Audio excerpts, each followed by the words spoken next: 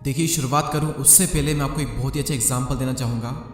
गाड़ी में हम पेट्रोल डलवाते हैं, फिर गाड़ी कुछ किलोमीटर तक चलती है और उसके बाद में रुक जाती है। तो फिर आप ये तो नहीं बोलते कि यार पेट्रोल का असर ज़्यादा देर तक नहीं रहता। क्यों? क्योंकि आपको पता है कि पेट्रोल का असर एक लिमिट तक ही रह सकता है, उससे आगे नहीं रह सकता। और पेट्रोल ने अपना काम कर दिया, जितना गाड़ी को चलाना था उतना चला दिया। उसी तरीके से मोटिवेशन की भी अपनी एक लिमिट होती है। जितना उसे काम करना होता है उतना वो काम कर देता है, उसके बाद में उसका असर खत्म होना ही होना है। मैं आपको एक और एग्जांपल देता हूँ। आप बीमार होते हो, आप मेडिसिन लेते हो और आप ठीक हो जाते हो। अब ऐसा तो नहीं है कि ज़िंदगी में आप फिर कभी बीमारी नहीं पड़ोगे।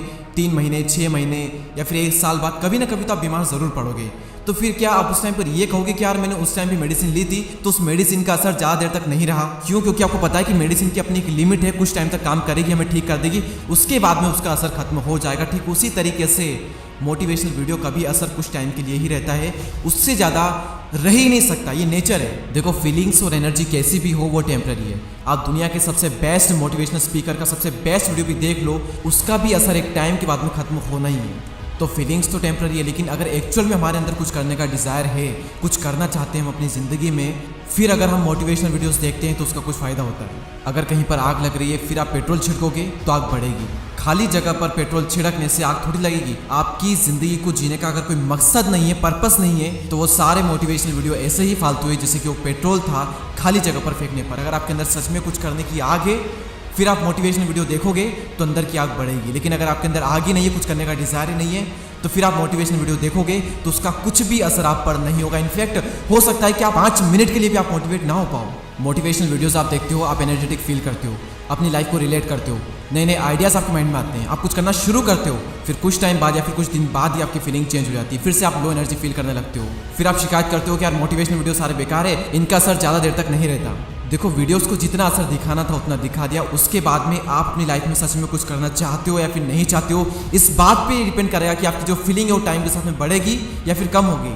मैं आपको मेरा रियल लाइफ एग्जांपल देता हूँ। ऑब्वियसली संदीप माहेश्वरी सर मेरे all time favourite motivational speaker रहे हैं। तो एक टाइम पर 10th क्लास में मेरे अंदर बहुत तगड़ा डिज़ायर था पढ़ने का, और एग्जाम में 98, 97, 99%। तो उसके लिए किसी बाहर से मोटिवेशन की जरूरत नहीं थी, मेरे अंदर से ही सब कुछ था। लेकिन फिर भी कभी कभी डाउट आ जाता है, फिर भी कभी कभी थोड़ी लो एनर्जी होती है, या फिर नॉर्मल सेट में भी हम होते हैं। तो कभी एक आध वीडियो संदीप सर का मैंने देख लिया तो उसके बाद में जो एनर्जी, जो डिज़ायर था ना, वो और बढ़ जाता, वो एनर्जी और बढ़ जाती।